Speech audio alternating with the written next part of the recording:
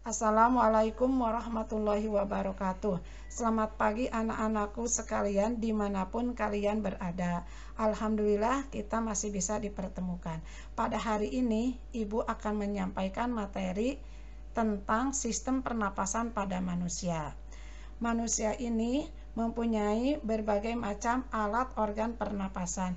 Yuk kita bahas satu persatu. Yang pertama, hidung. Udara masuk melalui lubang hidung ke dalam rongga hidung. Di dalam rongga hidung terdapat rambut-rambut pendek dan tebal yang berguna untuk menyaring dan menangkap kotoran yang masuk bersama udara. Selain disaring, udara yang masuk dilembabkan oleh selaput hidung. Yang kedua, faring. Faring merupakan persimpangan antara saluran pernapasan pada bagian depan dan saluran pencernaan pada bagian belakang. Yang ketiga, laring.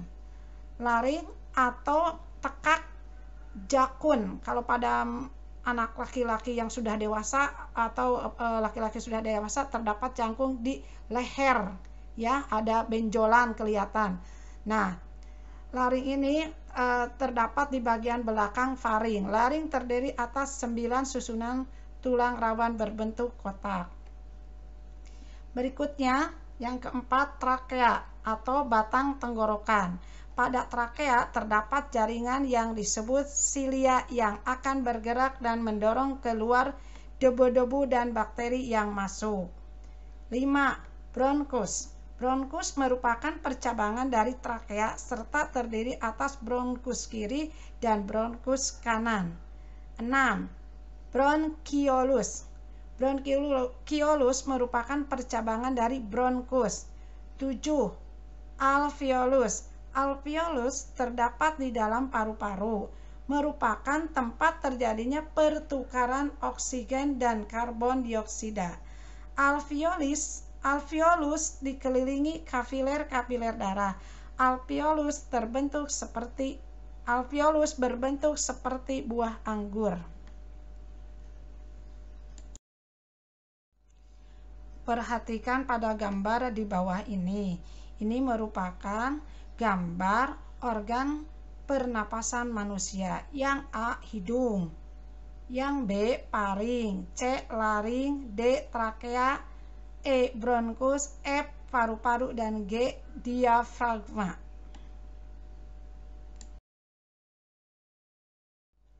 Perhatikan gambar ini dengan seksama. Ada trakea, bronkus, paru-paru kanan, paru-paru kiri, bronkeolus, diafragma, dan alveolus.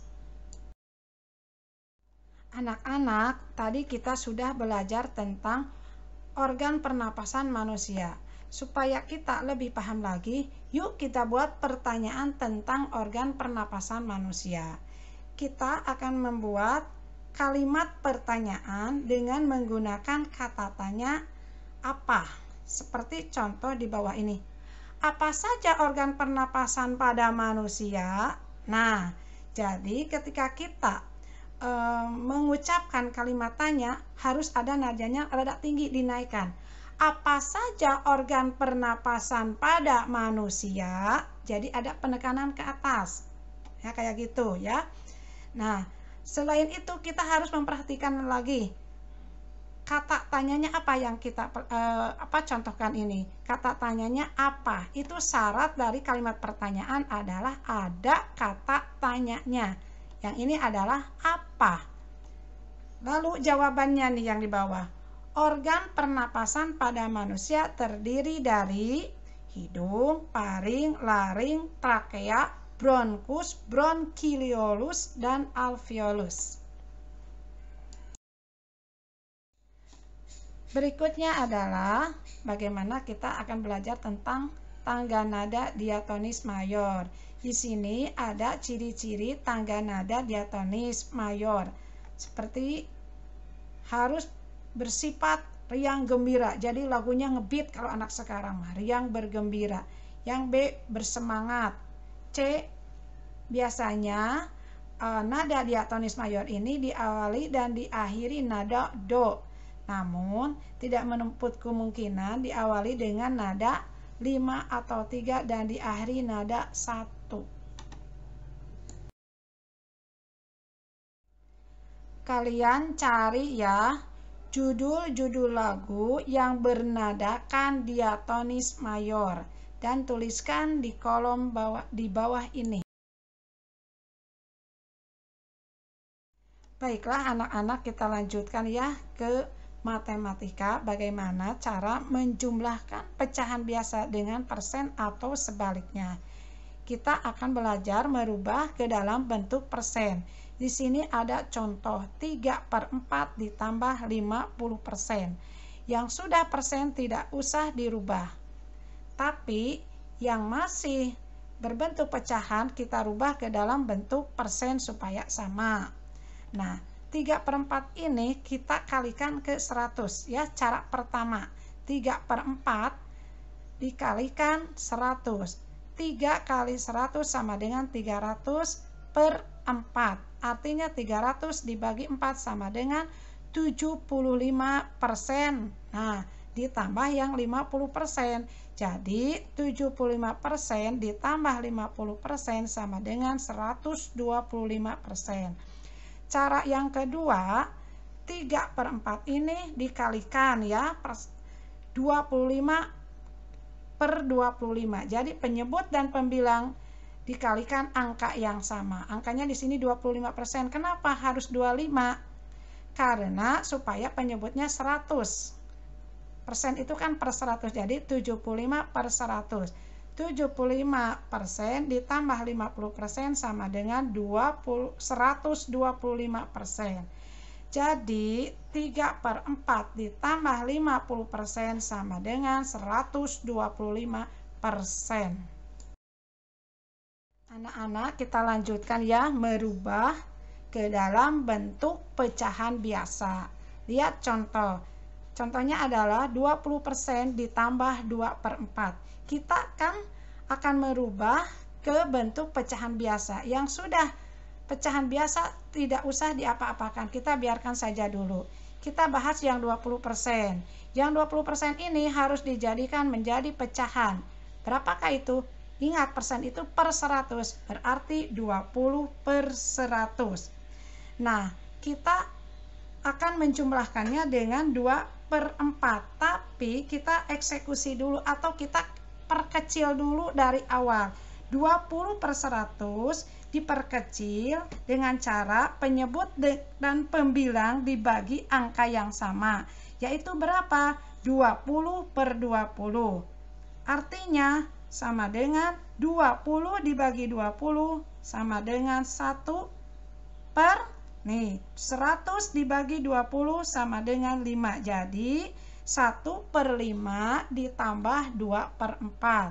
Seperti biasa ini 1/5 ditambah 2/4, kita akan jumlahkan. Penyebutnya tidak sama, kita samakan dulu penyebutnya, yaitu berapa? 20. 20 dibagi 5 sama dengan 4. 4 kali 1, 4. 20 dibagi 4 sama dengan 5. 5 kali 2 sama dengan 10. Lalu kita jumlahkan karena penyebutnya sudah sama. Ya, 4 ditambah 10 sama dengan 14/20. Nah, 14/20 ini masih bisa diperkecil lagi. Penyebut dan pembilang dibagi angka yang sama. Berapakah itu? 2. Jadi 14 dibagi 2 sama dengan 7. 20 dibagi 2 sama dengan 10. Jadi hasilnya 7/10. Nah, ini. Jadi 20% ditambah 2/4 sama dengan 7/10.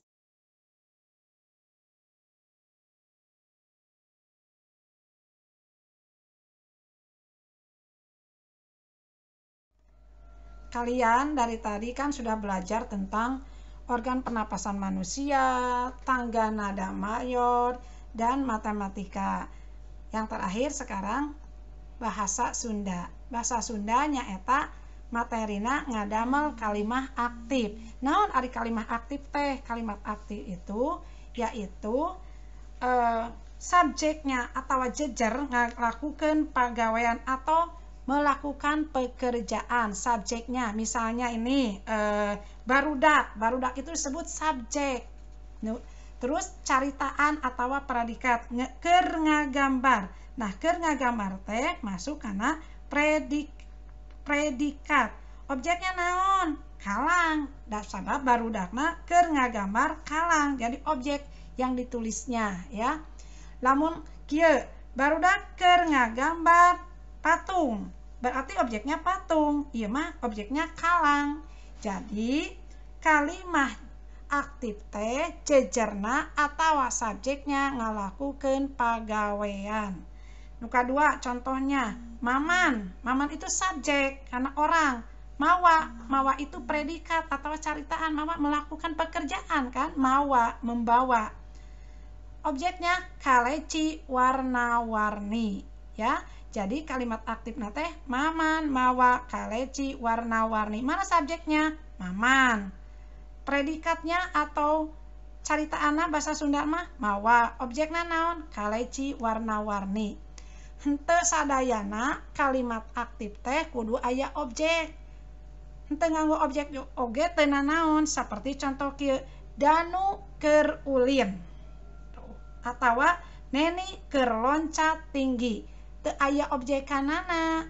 Misalna mah kieu mah Dani keur ulin di buruan. Tah di buruanana eta objek. Tekedah masih ukur Danu keur ulin. Eta tos kalebet karena kalimah aktif.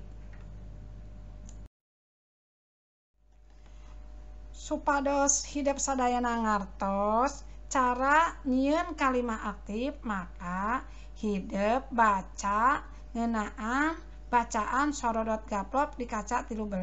Terus nyieun kalimah aktif. Nah, alhamdulillah pembelajaran pada hari ini sudah selesai. Mudah-mudahan apa yang Ibu sampaikan sama kalian bisa dimengerti dan dipahami.